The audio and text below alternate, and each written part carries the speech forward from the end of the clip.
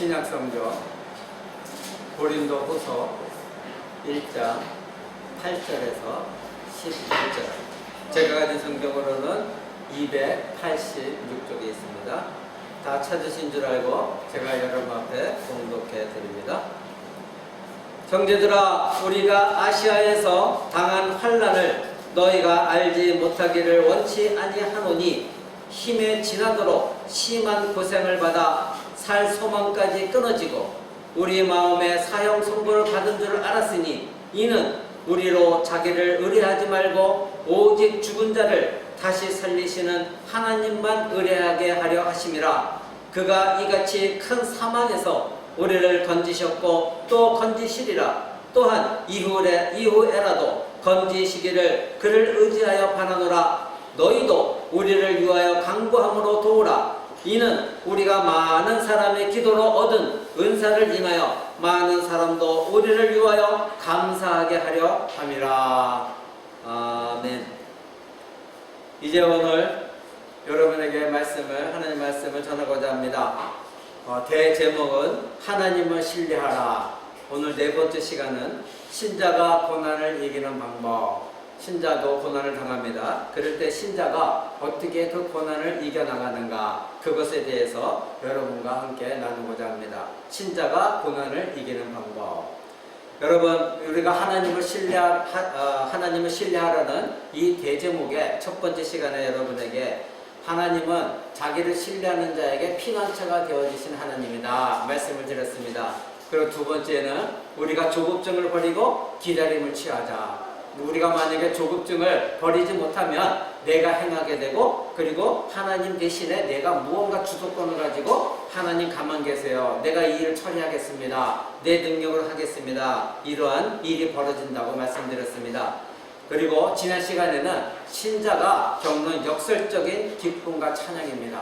고난 가운데서도 역설적으로 그 고난을 이기고 힘든 상황 가운데서도 어떻게 신자가 기뻐하며 찬양할 수 있는가, 이것에 대해서 말씀을 드렸습니다. 그리고 오늘은 네 번째 시간에 신자가 고난을 당했을 때 어떻게 그 고난을 이겨나가는가, 그것에 대해서 말씀을 드리고자 합니다. 여러분, 조국교회에 이제 현대복음이라는 잘못된 복음주의자들이 들어와서 성경에도 없는 만사 형통의 복음, 그래서 예수만 믿으면 모든 것이 다 잘 될 것이라는 그런 복음이 지금 웬만한 교회는 다 깔려 있습니다. 그러나 성경은 그리스도인들도 고난을 당한다고 여러 군데서 말하고 있습니다. 바로 믿음 때문에 고난을 당합니다. 사도 바울 같은 예도, 사도 바울은 애매히 수많은 고난을 당했습니다. 사도 바울처럼 예수를 믿었다면 그는 정말로 엄청난 부자가 되어야 되는 것이고 권력을 쥐어야 됨에도 불구하고 이 사도 바울은 많은 고난을 당했습니다. 그러면 사람들이 이렇게 묻습니다.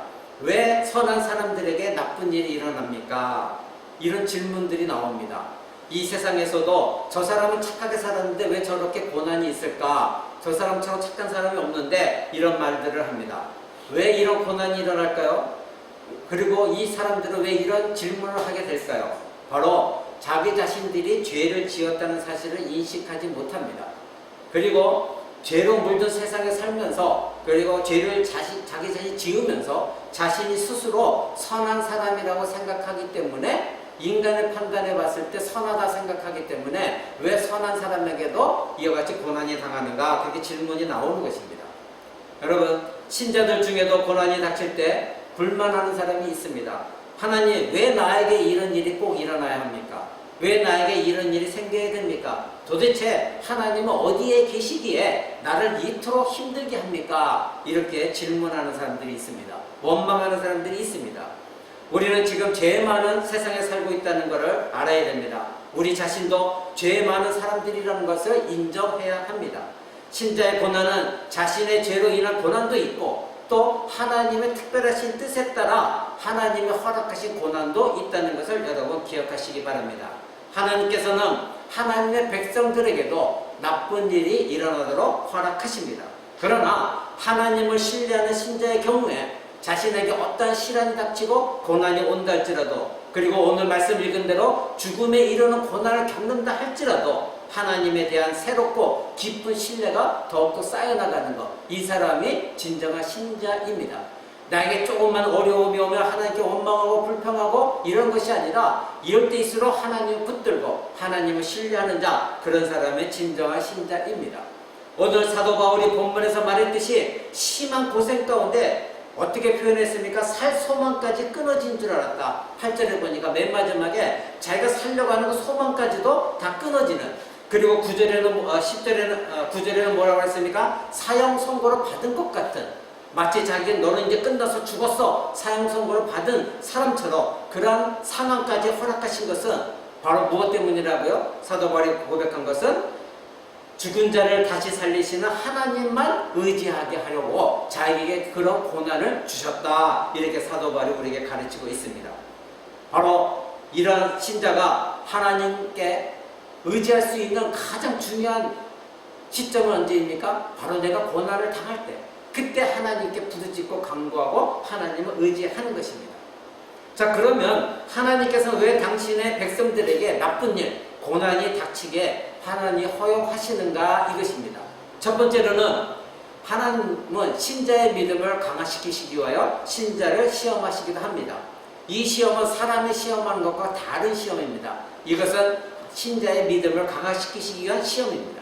하나님께서는 당신의 백성들에게 고난을 통하여 믿음을 시험하시기도 하십니다. 여러분, 구약 성경에 나와 있는 욥이라는 사람을 잘 알고 있죠? 욥이 당한 그 환난, 상상을 초월하는 환난이었습니다. 자기의 자녀들 모두가 죽었습니다. 그는 부자였음에도 불구하고 그가 가지고 있던 모든 소유도 다 사라져버렸습니다. 그리고 극도로 그에게는 치명적인 피부병, 그리고 질병에 휩싸여 있었습니다. 그리고 그에게는 온 세상이, 그가 가지고 있던 모든 것들이 다 무너져 내렸습니다. 오죽했으면 욥의 아내가 욥에게 당신은 지금 하나님을 당장 저주하고 죽어버려라, 이렇게 욕할 정도로 욥은 환난을 당했었습니다. 그러나 여러분이 알고 있다시피 욥은 끝까지 믿음을 잃지 않고 하나님을 신뢰했고, 결국 하나님은 욥에게 모든 것을 다 원상대로 환원시켜 주셨습니다. 여러분, 우리가 지난주에 봤던 하박국 선지자를 한번 보십시오. 하나님의 백성의 패역함 때문에 하박국은 하나님께 울부짖으면서 하나님, 어떻게 이스라엘의 이 패역함을 그대로 보고 계십니까? 왜 침묵하십니까? 그럴 때 하나님은 어떻게 했습니까? 내가 갈대아를 일으켜서 이스라엘을 심판할 것이다. 그랬더니 하박국의 입장에서 왜 하나님 백성들까지, 신실한 백성들까지 그런 환난을 당해야 됩니까? 이랬더니 하나님께 하신 말씀이 그들은, 의인은 믿음으로 말미암아 살 것이다. 이 말씀을 듣고 나서 하박국은 어떻게 했습니까? 갈대아가 밀려오는 전쟁의 상황에 소식을 듣고도 두렵고 떨리면서 창자가 흔들릴 정도로 두려웠지만 그는 어떻게 했습니까? 오히려 무화과 나무에 열매가 없고 포도나무에 소실이 없고 감람나무에 열매가 없달지라도 밭에 식물이 없고 우리의 양떼가 없고 외양간에 소가 다 없어져 수탈을 당한다 해도 난 여호와를 기뻐하고 찬양할 것이다. 이렇게 고백했습니다. 여러분, 구약 성경에 보면 많은 사람들이 환난 가운데서도 하나님만 붙들었던 것, 그들은 하나님의 시험을 통과한 사람들입니다. 두 번째로 하나님이 신자에게도 고난을 허용하는 것은 하나님께서 당신의 백성들에게 고난을 통하여 세상을 의지하지 않도록 하십니다. 즉 세상의 모든 것, 세상을 의지했던 내 마음, 세상을 의지했던 힘, 이 모든 것을 의지하지 않고 끊어버리게 하나님 만드십니다. 하나님으로부터 오는 고난은 세상에 대한 우리의 애착을 깨는 데 도움이 되어집니다. 우리는 세상의 모든 것, 세상의 모든 자원, 인간의 이성과 돈과 권력, 그리고 명성, 영향력, 사람과의 관계, 이 모든 것을 신뢰하는 경향이 있습니다. 그래서 자꾸 사람을 의지해서 저 사람을 통하면 뭔가 되지 않을까, 이 사람을 통하면 이 문제가 해결되지 않을까, 이런 의지하는 마음이 있습니다. 하나님은 우리가 세상적인 것을 의지하지 않도록 우리에게 시련을 허락하십니다. 여러분, 요한복음 6장의 오병이의 기적을 여러분 아실 것입니다. 많은 사람들이 예수님을 쫓았습니다. 그럴 때에 예수님께서 제자들에게 이 많은 무리들을 풀밭에 앉혀라. 그랬을 때에 이제 빌립이라는 사람이 이 사람들을 다 어떻게 먹일 수 있을까요? 한 200데나리온은 필요할 텐데요. 빌립은 바로 예수님의 하나님의 아들이라는 것을, 능력이 있으심을 그는 아직도 깨닫지 못했었습니다. 그래서 세상적인 방법으로 계산을 했더니 돈이 많이 필요했습니다. 그랬더니 예수님이 어떻게 하셨습니까? 모든 사람 다 앉혀라. 그리고 오병이의 기적을 예수님은 일으키셨습니다. 여러분, 제가 2주 전에 말씀드렸던 모세도 한번 보십시오. 모세가 어떤 믿음이었습니까? 모세는 바로의 공주였습니다. 그런데 모세는 히브리서의 11장에 보면 믿음으로 바로의 공주의 아들이라고 불리기를 거절했습니다. 거부하고 어떻게 했습니까? 하나님의 백성과 함께 고난받기를 더 잠시 낙을 누리는 것보다 더 좋아했다. 성경이 이렇게 말합니다. 그러니까 이 모세는 바로 왕의 그 권세를 의지하기보다는 하나님을 의지했던 것입니다. 그래서 11장, 히브리서 11장 26절에 보면 그리스도를 위하여 받는 능욕을 애굽의 모든 보화보다도 더 큰 재물로 여겼으니 이는 상 주시는 이를 바라보았기 때문이다. 이렇게 말하고 있습니다. 그러니까 모세는 바로 왕의 권세보다도 하나님께서 나에게 상 주실 것을 기다렸다는 것입니다. 신자에게도 시험에 닥치고 고난이 있지만 그것은 바로 하나님께서 우리의 믿음을 위한 것이었습니다. 여러분, 그럴 때에 더욱더 하나님을 의지하는 자가 참된 신자인 것입니다. 하나님이 허락하시는 고난은 신자를 세상적인 것들로부터 멀어지게 할 것입니다. 세 번째로 신자에게 고난이 닥치는 것은 고난을 통하여 하나님은 신자들의 소망이 하늘에 있다는 것, 하나님께 있다는 것을 알고 인내하게 하십니다. 우리로 하여금 고난 가운데에서도 인내하면서 참고 견디는 그런 마음을 갖도록 하나님이 인도하십니다. 여러분, 로마서 5장 3절에 보면은 이렇게 말씀하고 있습니다. 로마서 5장 3절 한번 보겠습니다. 여러분, 고린도서 피고 있죠? 바로 앞에 있습니다. 로마서 5장 3절입니다. 다만 이뿐 아니라 우리가 환난 중에도 즐거워하나니 이는 환난은 인내를, 인내는 연단을, 연단은 소망을 이루는 줄 알미니라. 아멘. 이렇게 말하고 있습니다. 여러분, 우리가 환난 중에도 즐거워하는 것, 그것이 신자라는 것입니다. 여러분, 환난을 당하면 어떻게 합니까? 그저 좌절하고 절망하고 주저앉고 나에게 왜 이런 일이 일어나는가? 그러나 성경이 우리에게 요구하는 것은 환난 가운데 즐거워하라는 것입니다. 지난주에 여러분 말씀드린 대로 역설적인 기쁨과 즐거움이 있는 자가 신자인 것입니다. 왜 그렇습니까? 지금 로마서 5장에 보니까 환난은 인내를 우리에게 주고, 인내는 우리에게 연단을 주고, 연단은 소망을 이루어 준다는 것입니다. 우리가 인내하며 참고 견뎠을 때에 여기서 연단이라는 것은 우리를 인격적으로 완성시켜주는 것입니다. 여러분, 여러분에게 환난과 고난이 없으면 여러분의 인격은 하나님의 합당한 인격으로 형성되어지지 못합니다. 훈련받지 못합니다. 그러나 이런 인내 가운데 환난을 닥쳤을 때에 내가 참고 견디고 하나님을 의지했을 때 여러분의 인격이 하나하나 하나님께서 원하시는 하나님께 합당한 인격으로 훈련받게 되어져 있습니다. 그래서 여러분이 그 연단을 통해서 여러분은 마침내 하늘의 소망을 가지는 신자로 발전되어진다. 성경이 이렇게 말하고 있는 것입니다. 여러분의 인내심은 신자의 인격을 형성합니다. 인내를 통하여 그래서 소망을 갖게 합니다. 그래서 사도 바울은 지난 시간에도 여러분 알아본 것처럼 현재의 고난은 장차 우리에게 나타날 영광과 좋게 비교할 수 없다. 이렇게 말한 이유입니다. 현재 예수 그리스도를 믿음으로 말미암아 고난을 당하고 있습니까? 그렇다면 여러분이 당한 그 고난은 장래에 우리에게 미쳐질, 우리에게 나타날 하나님의 그 영광과 도저히 비교할 수 없는 그 고통이다. 그러니 너희들이 받을 영광을 생각하면 지금 당하는 고난은 아무것도 아니다. 이렇게 말하고 있는 것입니다. 인내와 연단을 통한 인격적인 믿음은 하나님을 신뢰하는 신자로 만듭니다. 그러나 이러한 신자는 낙심하지 않습니다. 고난이 와도 좌절하지 않습니다. 왜냐하면 우리들의 겉사람은 썩어져가고 언젠가는 흙으로 돌아가지만 우리의 속사람, 여러분의 영혼은 날마다 새롭게 변화되어서 인격이 아름답게 형성되어져 마침내 하나님의 영광에 이르는 영화의 몸을 입게 된다는 것을 알기 때문입니다. 여러분에게 이러한 믿음이 없이 그저 교회 나오면 만사형통이요, 복을 받으요, 자녀가 잘 되어 내가 성공할 수 있다, 이런 마음으로, 이런 잘못된 마음을 가지고 교회 나오면 여러분은 연단이 오게 되면, 여러분은 환난이 오게 되면 하나님 원망할 수밖에 없어요. 우리가 최종적으로 도달할 것은 하나님 나라요, 그곳의 영광을 생각하지 않는 믿음이라고 한다면 넘어지는 믿음이요, 여러분의 인격이 하나님의 합당한 인격으로 형성되지 못하는 믿음인 것입니다.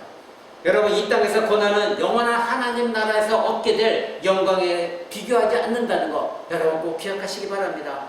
여러분, 그래서 고린도후서 4장 18절 이렇게 말합니다. 오늘 본문 고린도후서죠 4장 18절 뒷장에 4장 18절 한번 보십시오. 사도 바울은 이렇게 말합니다. 우리의 돌아보는 것은 보이는 것이 아니요 보이지 않는 것이니 보이는 것은 잠깐이요 보이지 않는 것은 영원함이라. 아멘. 여기서 우리 돌아보는 것은 이렇게 말했는데, 원래 본문을 이렇게 보게 되면 우리가 눈을 고정시키는 것, 우리가 이렇게 눈을 딱 고정해서 보는 것은 우리 이 세상에 보여지는 것, 눈에 들어오는 것을 보는 것이 아니요 보이지 않는 것을 보는 것이다. 보이지 않는 것은 무엇입니까? 영적인 세계, 즉 하나님의 나라를 보는 것이지 이 땅에 보여지는 것을 보는 것이 아니라는 거예요. 근데 여러분 생각해 보십시오. 여러분 자신도 얼마나 많은 수없이 이 땅에 보여지는 것에 여러분이 눈을 고정시키는 일이 얼마나 많이 있습니까?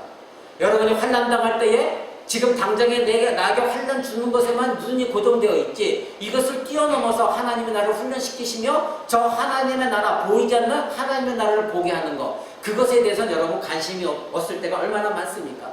근데 지금 사도 바울이 말하고 있는 것은 우리의 눈을 고정시키는 것은 보이는 것이 아니요 보이지 않는 것이다. 근데 이 땅에 보여지는 것은 잠깐이요 보이지 않는 것은 영원한 것이다. 여러분들이 환난당할 때 뒤돌아봤을 때 보여지는 것은 잠깐 동안 있다가 없어질 것들입니다.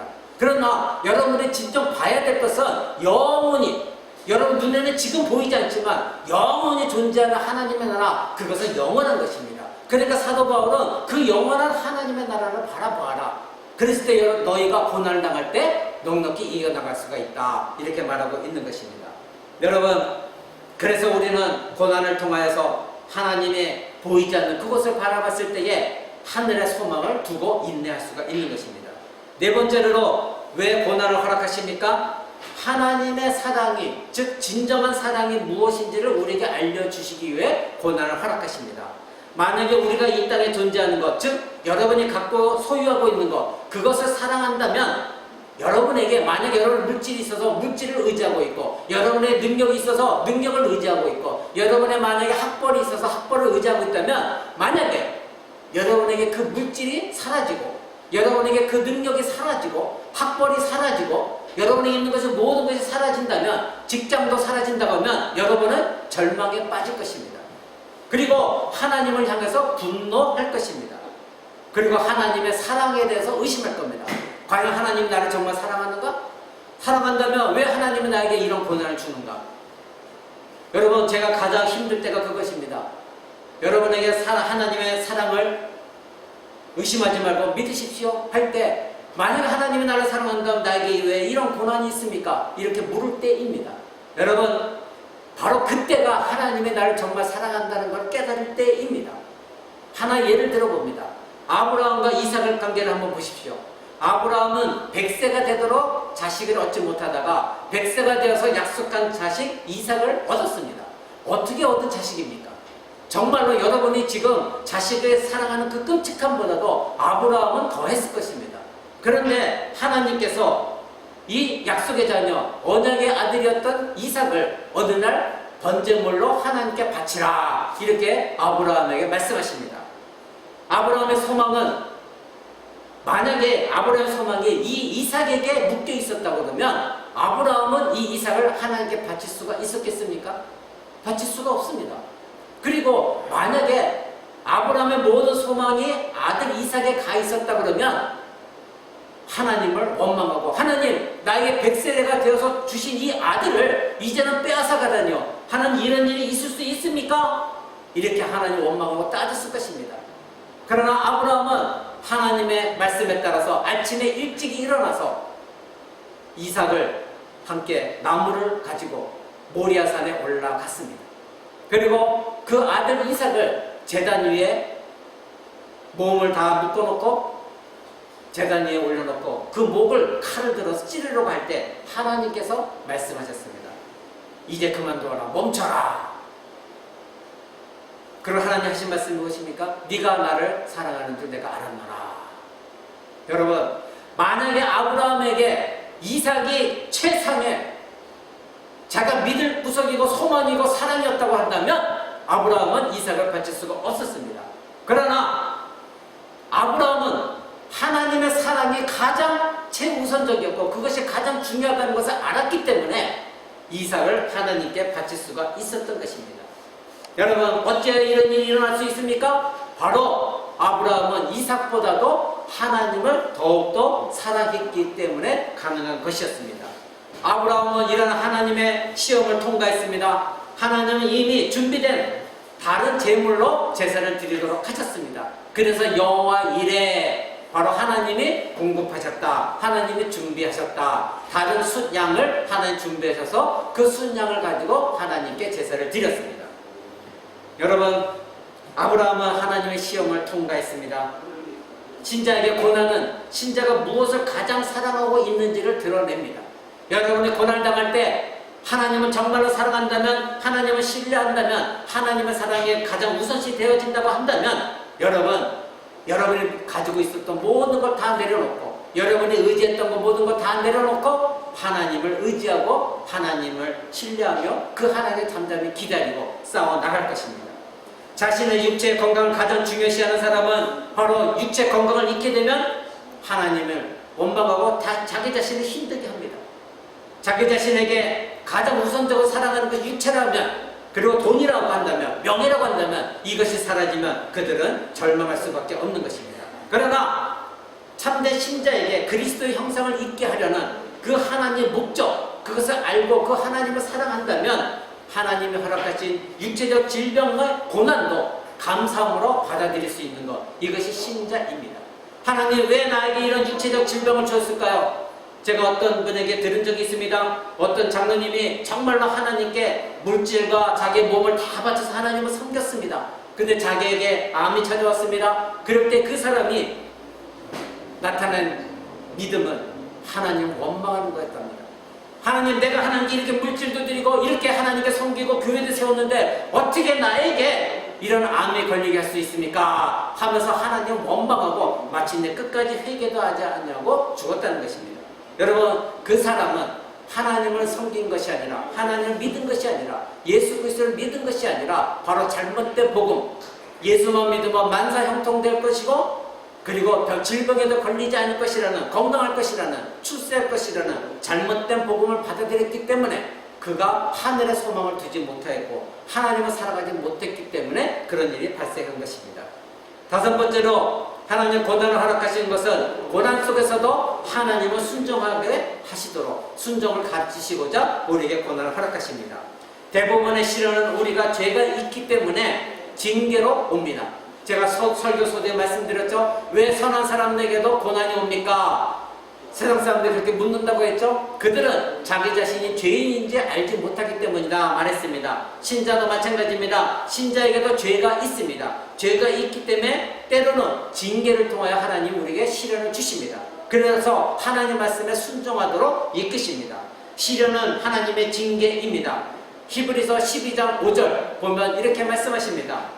내 아들아, 주의 징계하심을 가볍게 여기지 말며 꾸지람을 받을 때에 낙심하지 말라. 하나님의 징계를 결코 가볍게 여기지 말라는 것입니다. 그리고 하나님의 꾸지람을 받을 때에 낙심하지 말아라. 오히려 너희에게 무엇이 잘못된 것을 알려주시고 너희를 다시 일으켜 세우시고자 하나님께서 하시는 것이니 너희는 그 징계하심을 가볍게 여기거나 우습게 여기거나 낙심하지 말아라. 그래서 6절에 이렇게 말합니다. 주께서 그 사랑하시는 자를 징계하시고 그의 받으시는 아들마다 채찍질 하신다. 여러분, 자녀들을 여러분도 채찍질하고 징계합니다. 왜 그렇습니까? 내 자녀이기에 올바로 자라나야 되겠기에 그들이 하나님 앞에서 바로 서서 올바른 사고를 가지고 올바른 생각을 가지고 이 세상에서 참된 하나님 백성을 살아가게 하고자 여러분도 훈련시킵니다. 왜 하나님은 사랑하는 백성들에게 징계하십니까? 히브리서 12장 10절에 이렇게 말씀하십니다. 오직 하나님은 우리의 유익을 위하여 그의 거룩하심에 참여하게 하시고자 그렇습니다. 여러분을 거룩하게 하시고자. 만약에 여러분에게 징계가 없다면 여러분은 신앙은 중구난방 신앙이 될 것입니다. 하나님이 여러분을 하나님의 백성으로서 올바로 살아가도록 징계하지 아니하시면 여러분은 자기가 원하는 대로 살아갈 것입니다. 그래서 우리의 유익을 위하여 우리를 거룩하게 하시고자 우리를 징계하십니다. 그래서 히브리서 12장 11절에 이렇게 말합니다. 징계가 당시에는 즐거워 보이지 않고 슬퍼 보이나 후에 그로 말미암아 연단한 자에게는 의의 평강한 열매를 맺는다. 징계 당할 때는 좋은 사람이 없습니다. 나에게 왜 이런 고난이 오나? 때로는 슬프기도 하고 즐겁지 않습니다. 그러나 후에 내가 그 징계를 연단을 통하여 인내하며 그렇구나, 하나님이 이것 때문에 나를 징계하시구나, 이것을 깨달은 사람에게는 마침내 의의 평등한 열매를 맺는다. 이렇게 성경 우리에게 말하고 있습니다. 하나님은 바로 우리를 거룩하게 하시고자 우리에게 있는 죄를 제거하시고자 우리를 징계하십니다. 우리는 죄악으로 인해 많은 시련을 겪습니다. 그러나 신자를 향한 하나님의 징계는 하나님의 사랑하는 모든 아들들을 거룩하고 의로 이끌기 위하여 우리를 징계하신다는 것, 그래서 말씀에 순종하게 하신다는 것 여러분 기억하시기 바랍니다. 여섯 번째로는 하나님이 우리를 고난 가운데 허락하시는 이는 당신의 백성이 고난 가운데서 영적 성장을 하기를 원하십니다. 여러분의 영적 성장은 날마다 새롭게 성장되어져야 되는 것입니다. 더욱이 어려운 사역을 맡은 자들은 더욱더 큰 고난을 통과해야 됩니다. 목회자들이 그렇습니다. 더 큰 고난과 어려움 속에서 하나님께 쓰임받는 귀한 그릇으로 성장하게 되어져야 되는 것입니다. 야고보서 1장 2절은 이렇게 말합니다. 내 형제들아, 너희가 여러 가지 시험을 만나거든 온전히 기쁘게 여겨라. 역설적인 얘기죠. 너희가 어려운 시험을 만나거든 온전히 기쁘게 여겨라. 오히려 그것을 기쁘게 여기라는 것입니다. 왜 그렇습니까?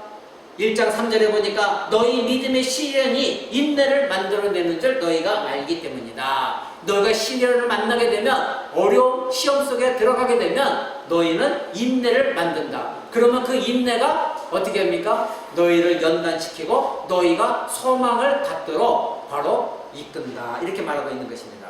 하나님은 신자들을 성숙하고 완전하고 강하고 가장 강력한 신자로 만들기 위해 시련을 사용하십니다.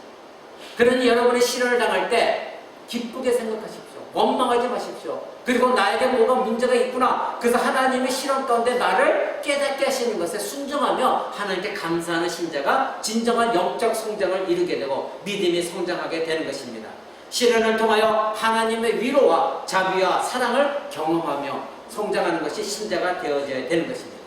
근데 문제는 무엇입니까? 현대복음의 잘못된 점은 바로 하나님이 주시는 시련과 고난을 성경적이라 하지 않습니다.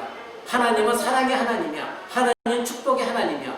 그러면서 이들은 하나님은 진노의 하나님도 말하지 않냐고, 하나님은 징계하는 하나님도 말하지 않는 것입니다. 오직 그들이 너는 그저 평화야, 하나님 모든 거 다 해결해 주셔, 걱정 마, 이렇게 말하고 있는 것입니다.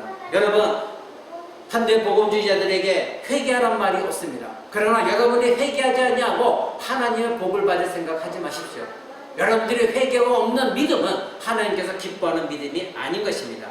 회개가 없는 자들은 결코 자기 자신이 하나님께 합당한, 그래서 하나님을 의지하는 삶을 살지 아니하고 자기 자신만 의지하고 세상만을 의지합니다. 그럴 때에 자기에게 어려움이 닥치면 바로 자기의 잘못을 생각하지 않냐고 하나님을 원망하게 되는 것입니다.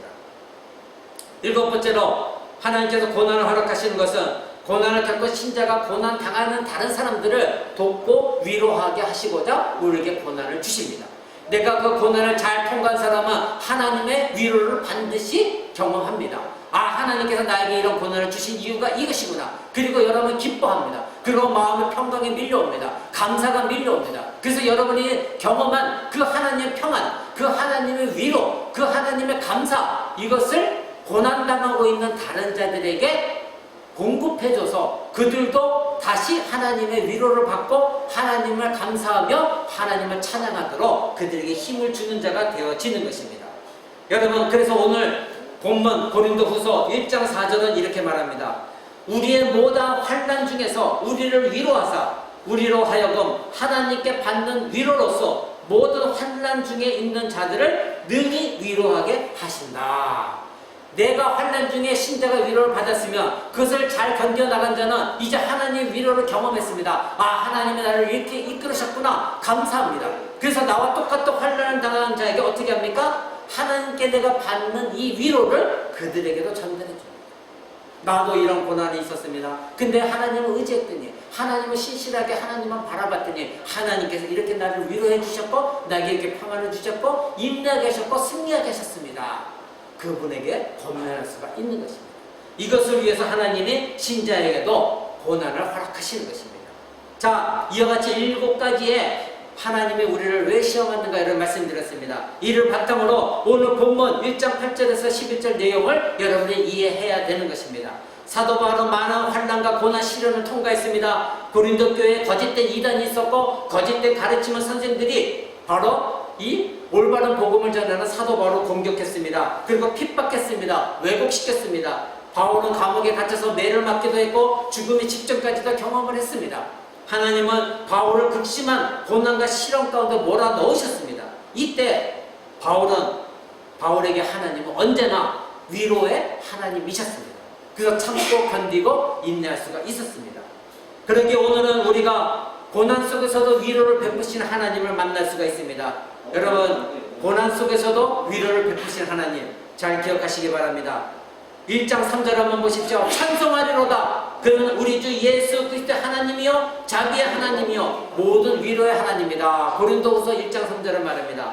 바울은 하나님께서 자신에게 고난이 닥치도록 허락하신 이유가 자기 자신의 죄 때문이 아니라 바로 하나님의 의로움을 이루는 데 사용되지도록 고난을 허락하셨다는 걸 알았기 때문에 그는 고통 가운데서도 하나님의 위로를 기다렸습니다. 그래서 고린도전후서 1장 3절에 하나님을 뭐라고 표현하냐면 모든 위로의 하나님이시다 이렇게 말하고 있는 것입니다.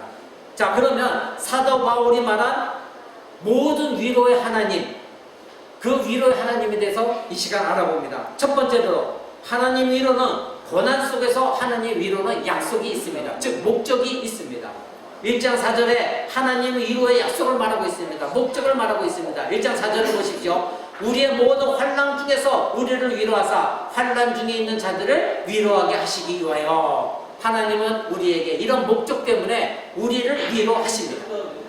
여러분, 하나님 위로를 경험해 보셨습니까? 모든 위로의 하나님께서 환난 가운데서도 우리를 위로하신 이유는 아까 여러분에게 서두에 말씀드린 것처럼 환난 중에 있는 자들을 위로하는 자, 여러분들이 바로 하나님의 위로를 전달하는 자가 되게 하시고자 하나님은 이런 목적으로 우리를 위로하십니다.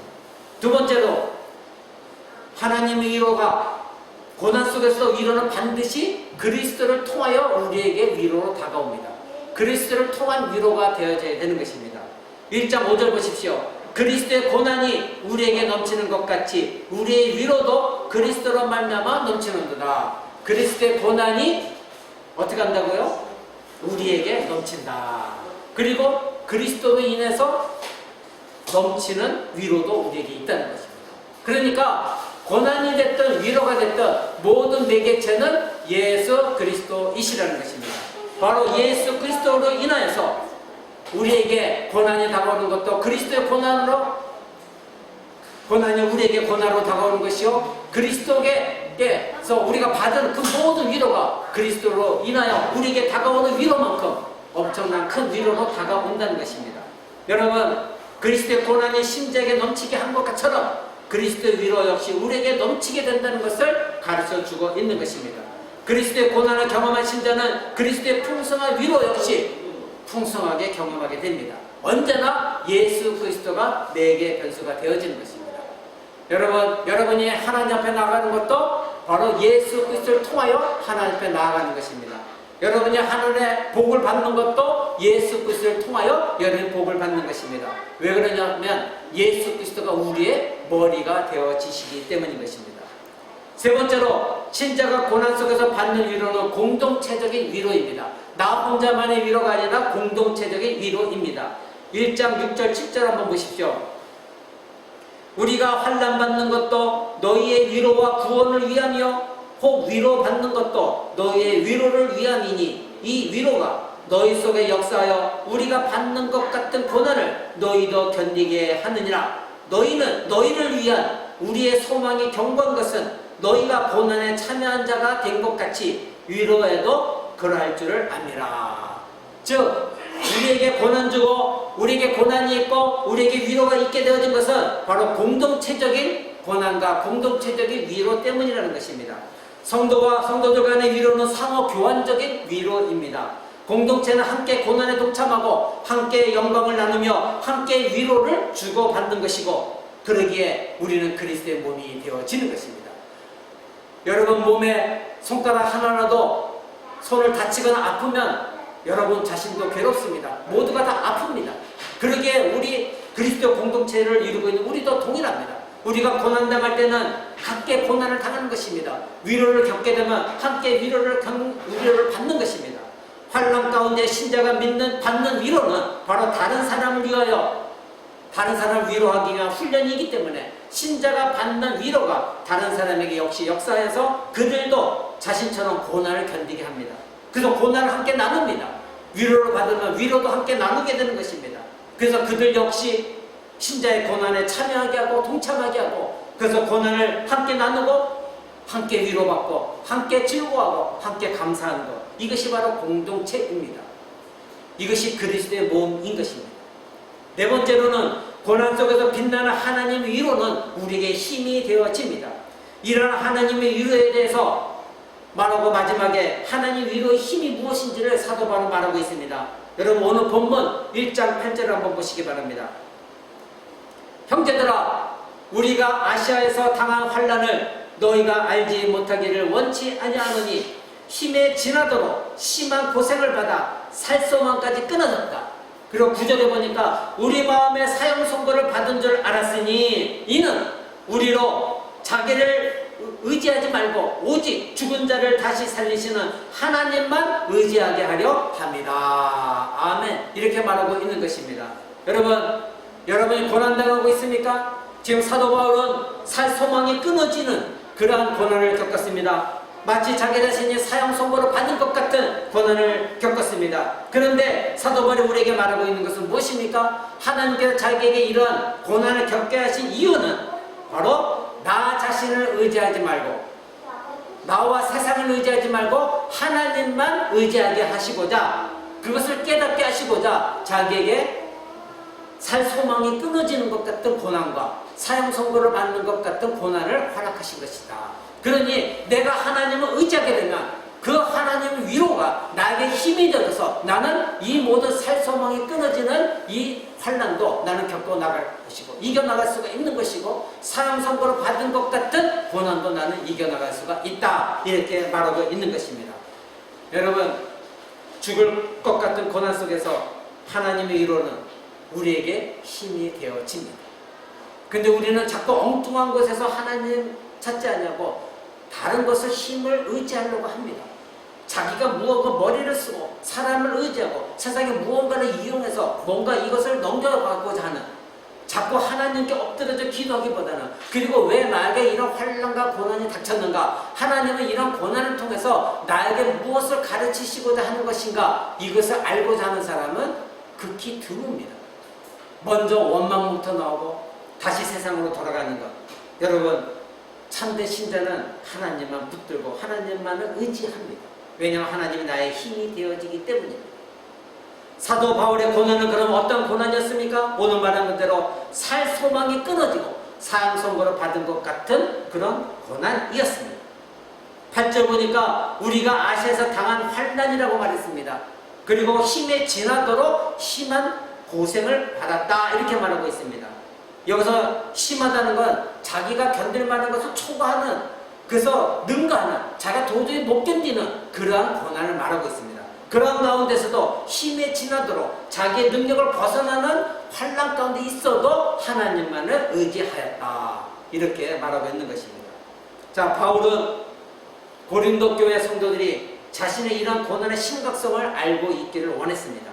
고린도 교회 성도들은 아시아에서 그에게 닥친 환난과 고통에 어느 정도는 알고 있었습니다. 그러나 얼마나 심각한지는 몰랐습니다. 살 소망까지 끊어지는지, 사형 선고를 받은 것 같은 상황인지까지는 그들은 알지 못했습니다. 그러니까 사도 바울은 편지를 통해서 그렇게 말하고 있는 거예요. 너희 고린도 교회 성도들아, 이것을 알아라. 나는 이 정도까지 환난과 고난 가운데 있었다. 여러분, 사도 바울은 굉장히 강인한 체력을 가진 사람으로 알고 있습니다. 그렇게 알려져 있습니다. 매우 엄격하게 자기 관리가 잘 된 사람이기에 건강한 사람이었습니다. 지침도 없었습니다. 불굴의 투지가 있었습니다. 강인한 정신력과 누구보다도 뛰어난 영적인 충만한 자였습니다. 근데 그에게도 엄청난 시련과 고난이 있었습니다. 이러한 그의 육체적인 건강과 강인한 정신력, 뛰어난 영적 충만한 바울에게 살 소망까지도 끊어질 정도의 시련이 있었습니다. 사형 선고를 받을 것 같은 고난이 있었습니다. 그러나 그 고난 속에서 그에게 다른 선택지나 출구는 전혀 보이지 않았습니다.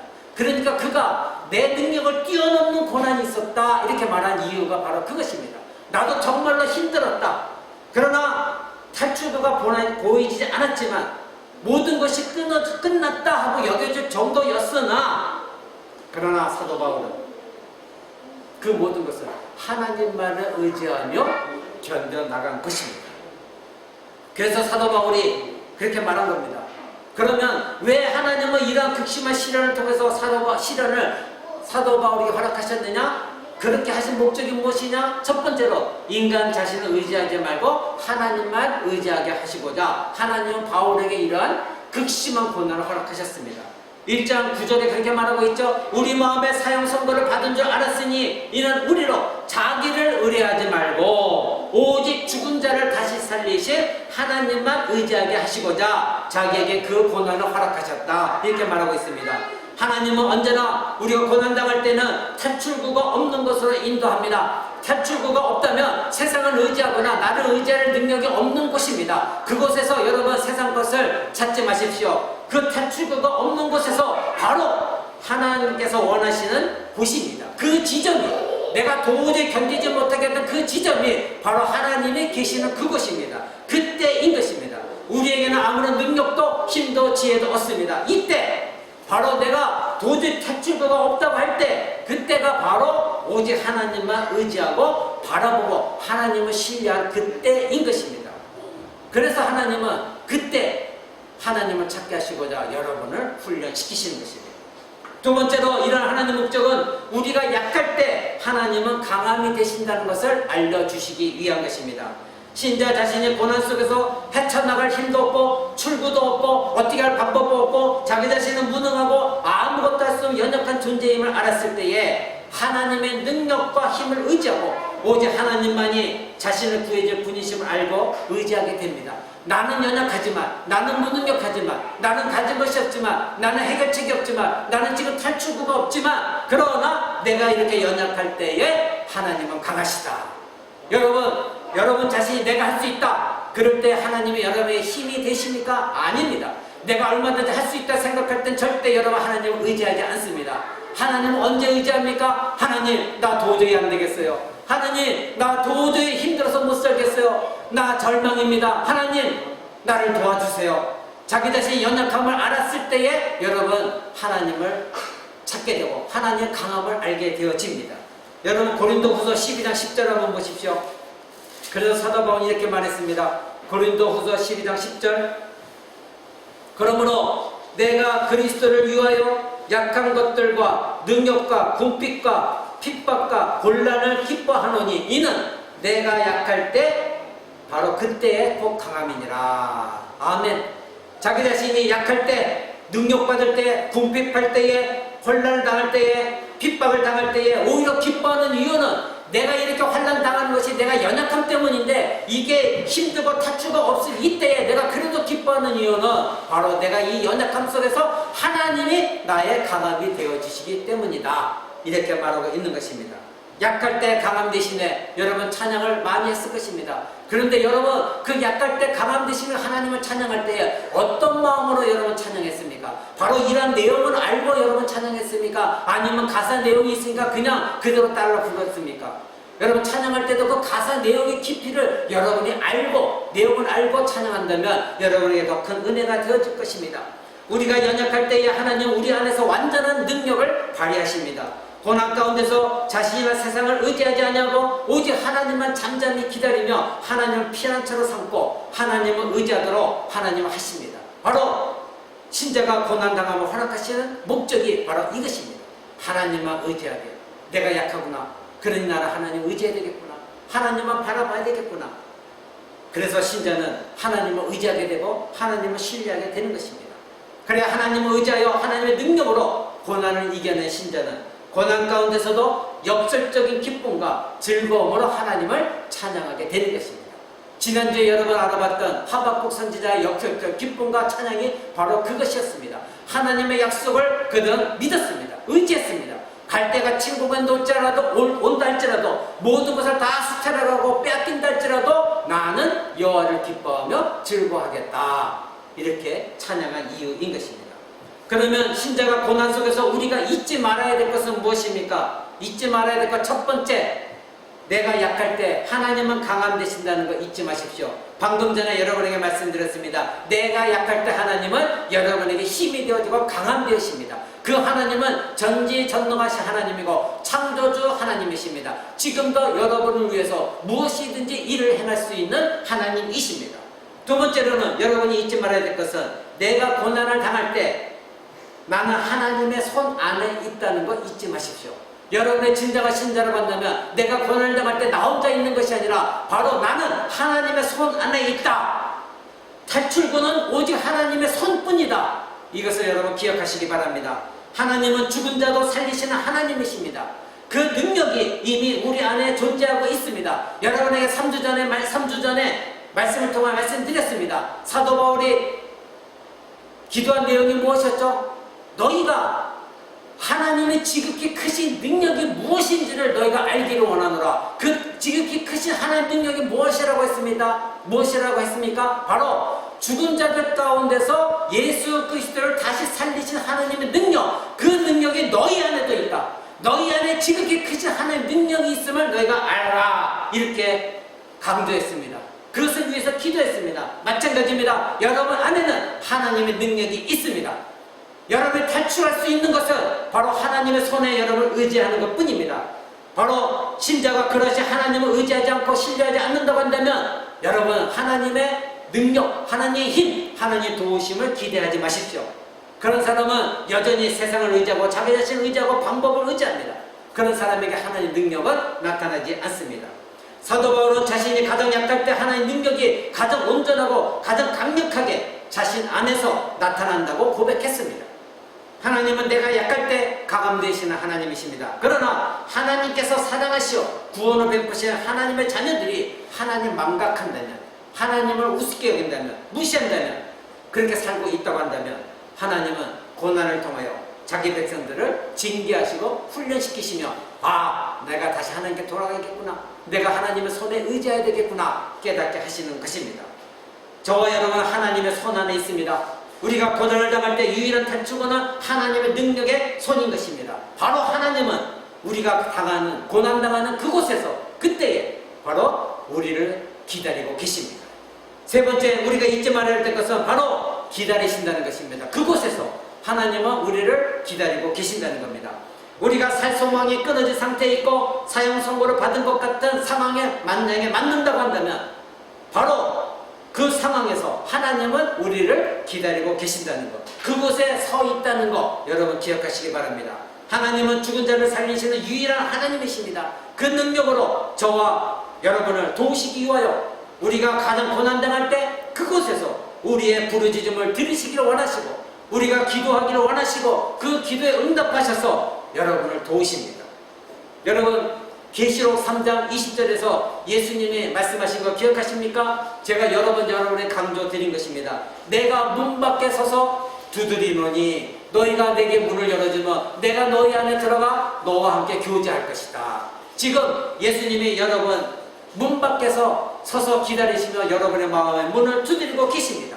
여러분 환난당할 때 바로 예수님이 그곳에 서서 여러분의 마음을 두드리십니다. 여러분 누구에게 마음의 문을 열어줄 것입니까? 세상을 의지하며 자기 자신을 의지하고 세상의 방법을 의지하며 그들에게 세상 것에 여러분의 마음을 열어줄 것입니까? 아니면 예수님이 여러분의 마음을 도우시기와 두드리고 계신데 그 예수님께 여러분의 마음을 열어드리실 것입니까?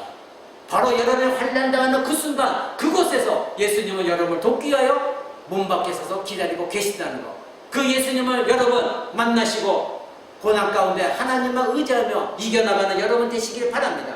지금 이 순간에도 고난 속에서 한숨을 쉬며 자기 자신 운명을 한탄하고 어찌할 바를 모르는 신자가 있습니까? 여러분 가운데 그런 고난을 당하고 있습니까? 만약에 그런 신자가 이 말씀을 듣는 이 순간에도 하나님을 의지하지 않는다고 한다면, 그 신자는 이 말씀을 들으면서도 여전히 하나님을 신뢰하지 않는다면, 하나님께 피난처로 삼지 않는다고 한다면 그 사람은 신자라고 할 수가 없습니다.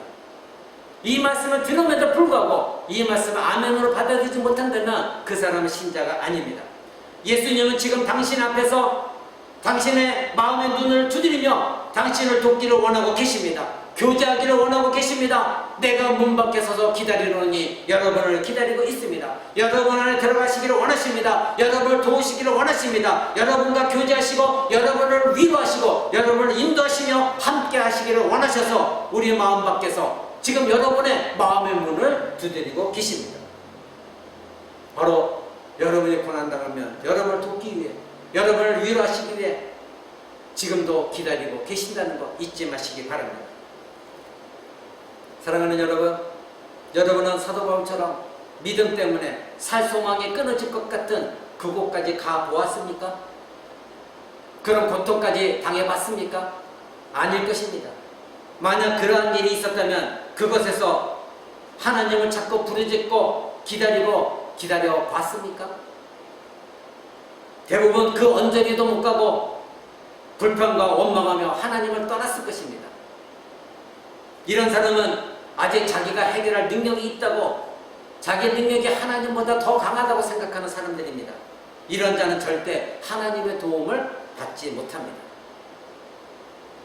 결국 하나님의 도우심의 최종적인 목적지는 어디입니까? 하나님 나라 가기까지입니다. 우리가 죽는 그 순간까지 중도의 하나님을 떠나지 마십시오. 여전히 자기의 능력이나 힘이나 세상의 방법들을 하나님보다 더 우선시하고 세상을 의지하지 마십시오. 그런 사람은 결코 하나님 나라에 들어갈 수가 없습니다.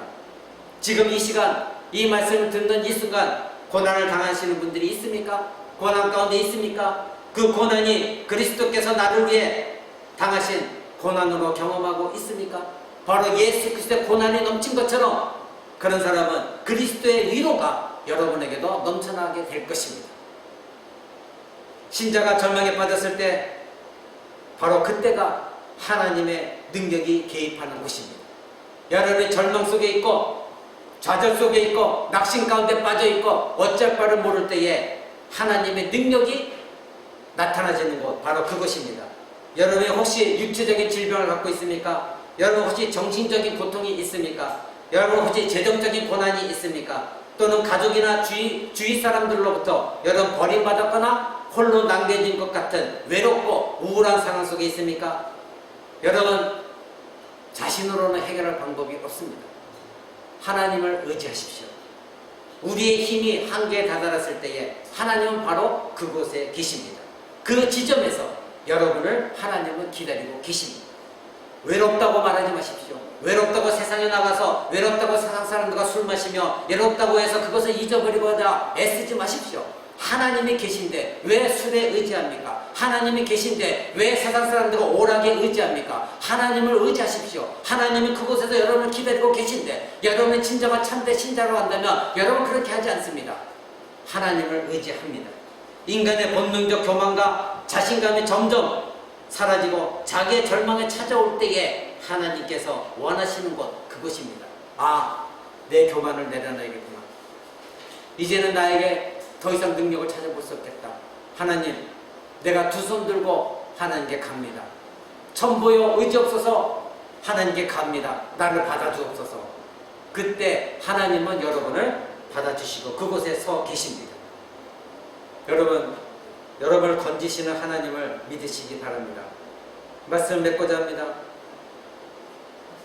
여러분, 하나님은 우리의 믿음을 시험하시기에 고난을 허락하신다고 말씀드렸습니다.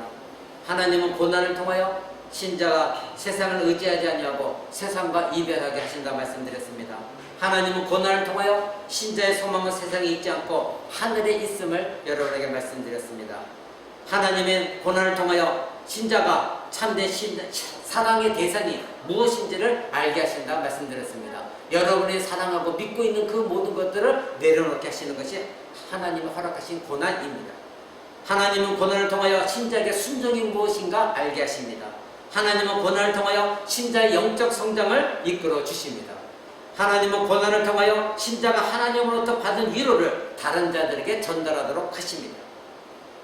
바울 사도가 말하는 이러한 하나님의 위로는 바로 목적이 있습니다. 바로 다른 사람을, 여러분이 하나님 위로를 경험했다면 다른 사람에게 위로를 전달해 주도록 하는 것이 하나님 목적입니다.